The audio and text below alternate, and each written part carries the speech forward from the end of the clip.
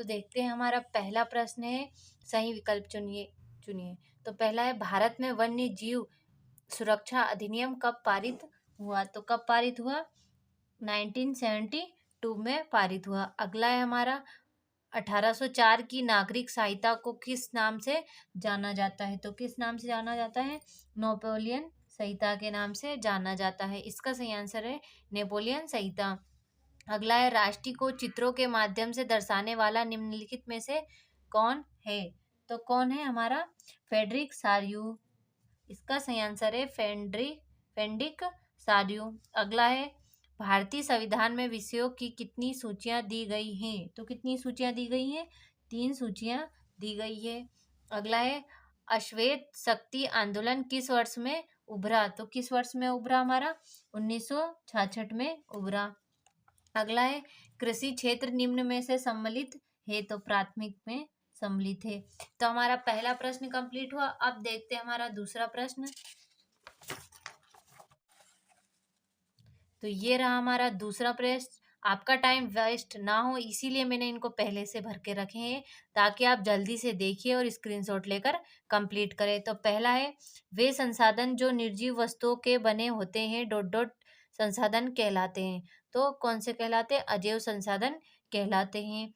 अगला है, मार्च 1919 में बम्बई में एक डॉट डॉट का गठन किया गया था? तो खिलाफत समिति का गठन किया गया था। अगला है हमारा, बेल्जियम डॉट डॉट का एक छोटा सा देश है? तो यूरोप का एक छोटा सा देश है। आगे है, अर्थव्यवस्था का डॉट डॉट क्षेत्रों में विभाजन किया गया? तो 3 क्षेत्रों में विभाजन किया गया। आगे, स्व सहायता समूह में सदस्यों की अधिकतम संख्या डॉट डॉट होती है? तो कितनी होती है? 20 होती है।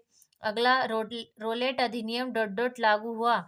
तो अप्रैल 1919 में लागू हुआ। तो हमारा दूसरा प्रश्न कंप्लीट हुआ। अब देखते हैं हमारा तीसरा प्रश्न, जो कि ये सही जोड़ियां बनाइए। तो पहली है हमारी, रियो डी जेनेरो पृथ्वी सम्मेलन 1992, तो इसका सही आंसर है आपका ब्राजील।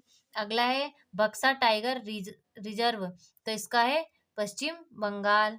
आगे, वंदे मातरम, तो बंकिम चंद्र चट्टोपाध्याय है।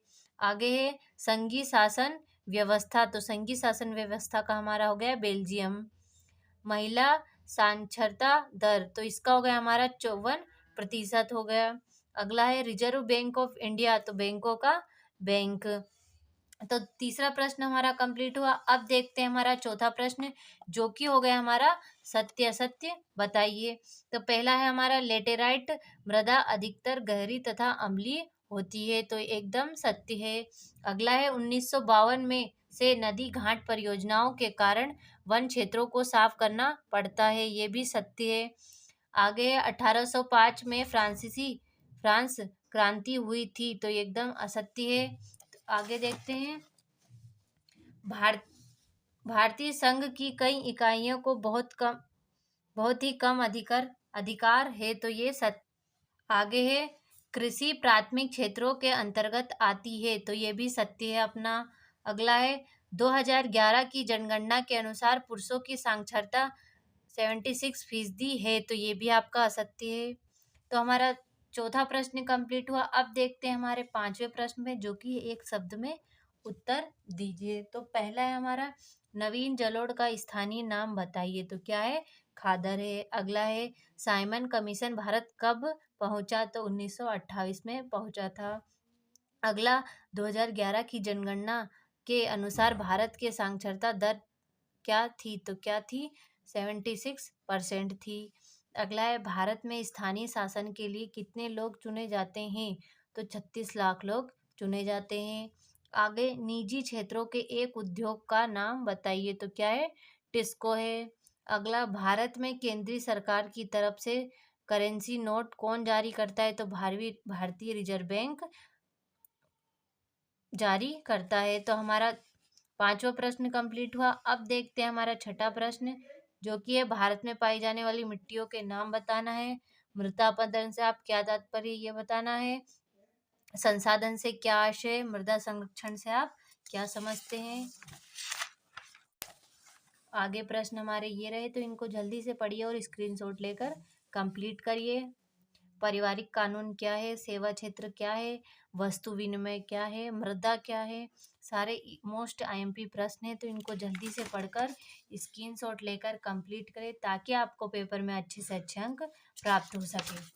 तो मैंने आपको पूरा पेपर अच्छे से बताया और समझाया है, तो आपको अच्छे से समझ में आया होगा। तो अपना पेपर अच्छे से कंप्लीट करें ताकि आपको अच्छे से अच्छे अंक प्राप्त हो।